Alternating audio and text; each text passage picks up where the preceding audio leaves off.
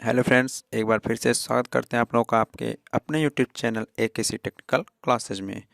दोस्तों, आज की इस वीडियो में आपको हम बताएंगे जो सेकेंड सेमेस्टर में आप लोगों का बुक है, ट्रेड बुक है अप्लाइड मैकेनिक्स। उसमें विभिन्न प्रकार के फोर्स किस प्रकार से लगते हैं और क्या होते हैं, उसके बारे में आज हम इस वीडियो के माध्यम से बताने वाले हैं। तो दोस्तों, वीडियो स्टार्ट करने से पहले आप लोगों से ये रिक्वेस्ट होगी, अगर आप लोग हमारे चैनल पर नए हैं तो चैनल को सब्सक्राइब करके बेल आइकन दबाइए हमारे लेटेस्ट एजुकेशनल वीडियो सबसे पहले पाने के लिए। तो आइए बिना देरी किए हुए स्टार्ट करते हैं। तो हम लोग सबसे पहले जानेंगे फोर्स होता क्या है। फोर्स एनालिसिस आपको पढ़ना है, यानी बलों के बारे में गहराई से आपको इस चैप्टर के माध्यम से अध्ययन करना है। तो सब कुछ आपको बताएंगे, आप लोग बस हमारा साथ दीजिए, अंत तक साथ रहिए। तो आइए स्टार्ट करते हैं।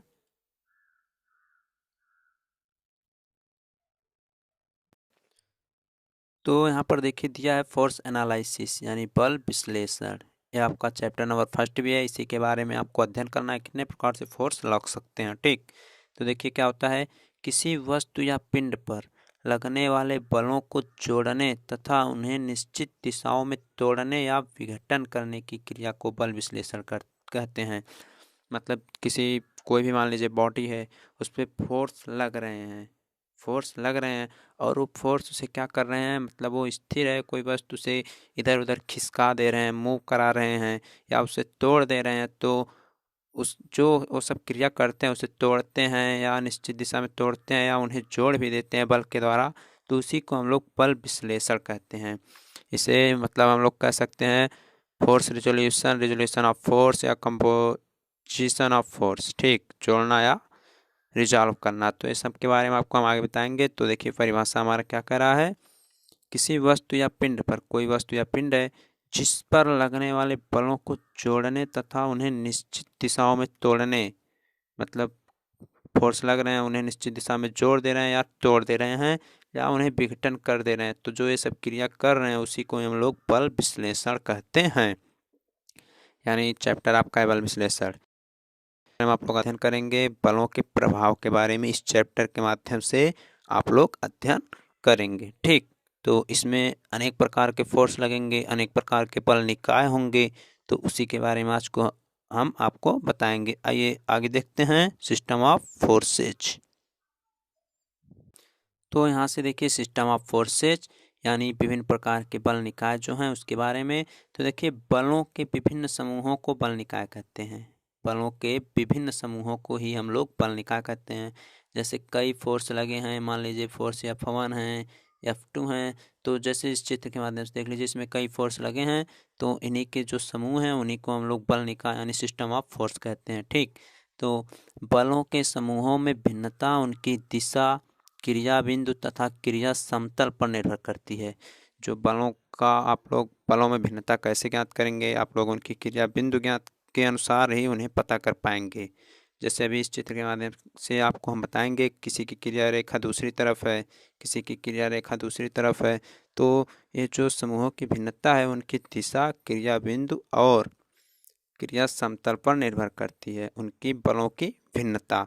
तो ये हो गए सिस्टम ऑफ फोर्स। अब बल निकाय के कई प्रकार के होते हैं, तो उन सब के बारे में थोड़ा थोड़ा जान लेते हैं, कितने प्रकार के बल निकाय होते हैं, थोड़ा थोड़ा सबके बारे में आपको हम बता दे रहे हैं। तो यहाँ पर देखिए फर्स्ट जो है आपका है नॉन कोप्लेनर फोर्सेज यानी भिन्न तलीय बल। लेकिन आपके जो सिलेबस है मैकेनिक्स का, इसमें आपको केवल पढ़ना है एक तलीय बल के बारे में, एक तलीय बल के बारे में यानी कोप्लेनर फोर्सेज के बारे में आपको पढ़ना है। ठीक, लेकिन अब दे दिया है नॉन कोप्लेनर तो उसको देख ही लीजिए। तो सबसे पहले हम वर्णन करेंगे नॉन कोप्लेनर फोर्सेज यानी भिन्न तलीय बल का। तो भिन्न तलीय आप लोग मतलब अर्थ से ही जान लीजिए। भिन्न तलीय मतलब जो बल किसी पिंड पर कार्य करने वाले बल जो होते हैं वो उनकी क्रिया रेखा एक तल पर न हो।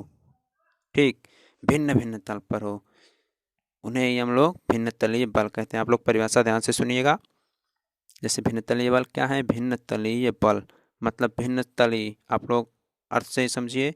मतलब ऐसे बल जो किसी पिंड पर कार्य कर रहे हो और उनकी क्रिया रेखा अनेक बिंदु पर हो, भिन्न भिन्न बिंदुओं पर हो, उन्हें भिन्न तलीय बल कहते हैं। अब आपको हम चित्र के माध्यम से समझाना चाहेंगे। चित्र में जैसे आप लोग भिन्न तलीय बल कैसे ज्ञात करेंगे, तो भिन्न तलीय बल में देखिए आपका एक है F1 है। उसके बाद आप यहाँ पर देख सकते हैं इसकी देखिए क्रिया रेखा इस तरफ है, F1 की क्रिया रेखा इस तरफ है, और वहीं से आपकी है दूसरी F10 की क्रिया रेखा देखिए नीचे की तरफ है, चित्र में देखिएगा। उसके बाद है F6 की क्रिया रेखा देखिए अलग है, यानी यह भिन्न भिन्न तल में बल लगे हुए हैं, इन्हें हम लोग भिन्न तलीय बल कहेंगे। दूसरा देख लेते हैं क्या हमारा। दूसरा है आपका कोप्लेनर फोर्सेज यानी एक तलीय बल। तो इसको भी आप लोग परिभाषा जो है वो अर्थ से ही निकाल सकते हैं। मतलब जब किसी पिंड पर कार्य करने वाले बल एक ही समतल में हो, जब किसी पिंड पर कार्य करने वाले बल एक ही समतल में हो तो उन्हें एक तलीय बल कहेंगे। अब आप लोग चित्र में देखना चाहेंगे एक तलीय बल मतलब एक ही समतल में हो, तो मतलब एक ही समतल में हो और उनकी क्रियाएं रेखा भी एक ही तरफ हो। ठीक, तो चित्र के माध्यम से आपको बता रहे हैं। ठीक, जैसे कि चित्र में आप लोग देख पा रहे होंगे, चित्र में देखिए आपका F1 है, F1 एक तली बल के बारे में आप बता रहे हैं हम। तो देखिए F1 हो गया, फिर उसके बाद देखिए यहाँ से F2 भी हो गया, F1 हो गए, F2 हो गए, फिर आपका यहीं से देखिए F3 भी हो गया। ठीक, उसके बाद आपका F8 है, F8 देखिए आपका हो गया। उसके बाद क्या है F9 है, F9 आपका देखिए यहाँ दिया गया है F9। मतलब ये तल जो हैं आपके देखिए ऊपरी तल पर सब फोर्स लग रहे हैं, यानी ऐसे जो तल आपका बना हुआ है इसमें सब ऊपरी तल पर लगे हैं। F1 है, फिर यहीं पर एक बल और लगा है, फिर यहाँ देखिए F2 है, फिर यहाँ F8 है, F9 है। तो एक ही तल में सब बल लगे हैं, इसलिए इन्हें एक तलीय बल हम लोग कहेंगे। देखते हैं अगला जो बल लगे हुए हैं। नेक्स्ट है हमारा कोप्लेनर कॉनकरेंट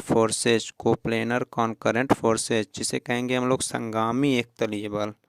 संगामी एक तलीय बल मतलब अब इसे थोड़ा समझ लेते हैं क्या होते हैं। तो इन्हें कहते हैं इसमें जो होती है बलों की क्रिया रेखा एक ही बिंदु पर मिलती है और एक ही समतल में होती है।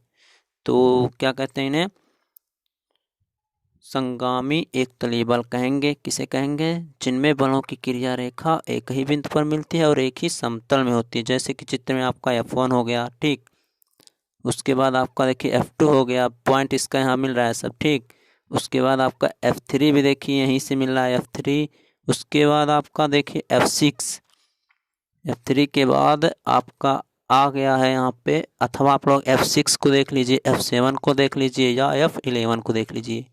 सबका मेन पॉइंट यहाँ से इसका पॉइंट है और यहाँ इसका पॉइंट है। ठीक, तो ये हो गए आपके कोप्लेनर कॉनकरेंट फोर्स। अगला देखते हैं हमारा क्या है।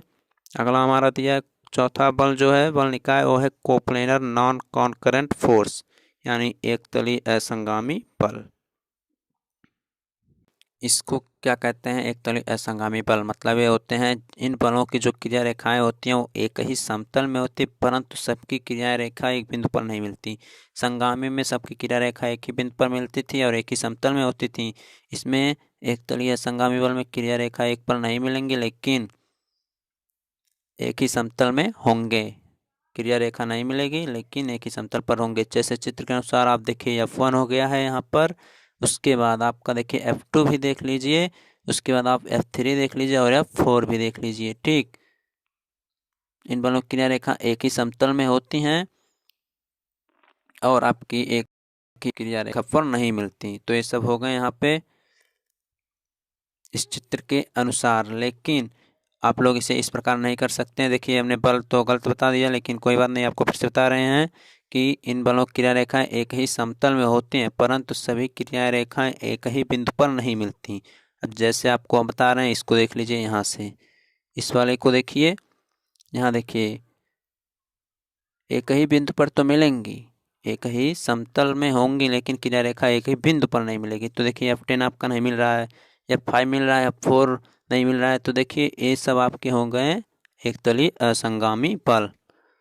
मतलब इन बलों की क्रिया रेखा एक ही समतल में नहीं होती, परंतु सभी क्रियाएं रेखाएं एक ही बिंदु पर नहीं मिलती हैं। ठीक, एक ही समतल में इनकी क्रिया रेखा होती है परंतु एक ही बिंदु पर नहीं मिलती।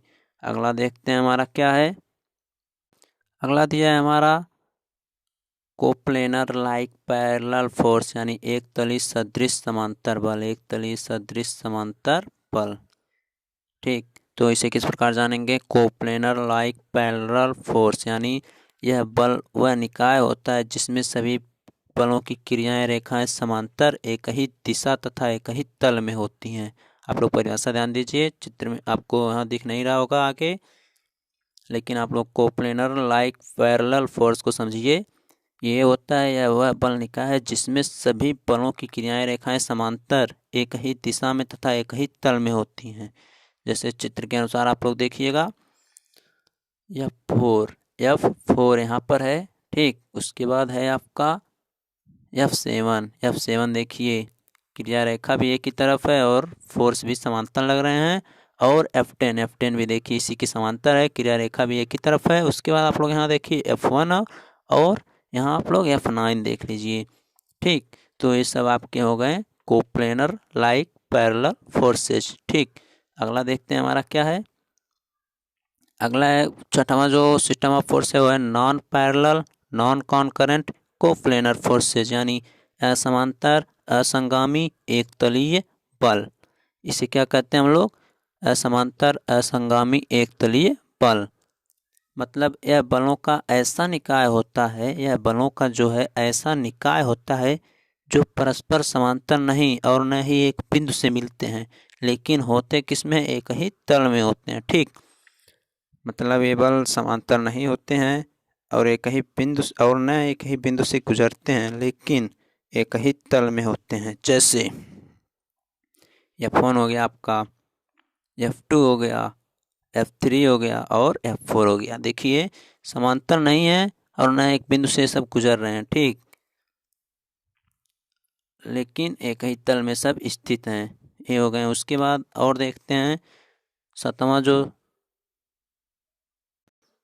है वह सिस्टम वो है कॉन्करेंट फोर्स, यानी संगामी बल। अब संगामी बल आपको जान लीजिए, जिन बलों की क्रिया रेखाएं एक ही बिंदु पर होती हैं, जिन बलों की क्रिया रेखाएं एक ही बिंदु पर मिलती हैं उन्हें संगामी बल कहते हैं, तथा वह बिंदु जहाँ ये रेखाएं मिलती हैं उन्हें संगमन बिंदु कहते हैं। जैसे चित्र में आप लोग देखिए F1 हो गया, उसके बाद F2 हो गया, F2 हो गया, उसके बाद आपका F3 भी देखिए वहीं बिंदु से निकला है, उसके बाद F4 भी हो गया। ठीक, और चित्र में आपको कहाँ दिख रहा है, चित्र में आपको F5 देखिए मिल रहा है, उसके बाद F6 मिल रहा है, F7 मिल रहा है, उसके बाद यहीं से आपका F11 भी। इसका पॉइंट ये है, यहाँ पर है इसका पॉइंट। ठीक, तो ये सब हो गए आपके संगामी बल। और देखते हैं आगे क्या है हमारा।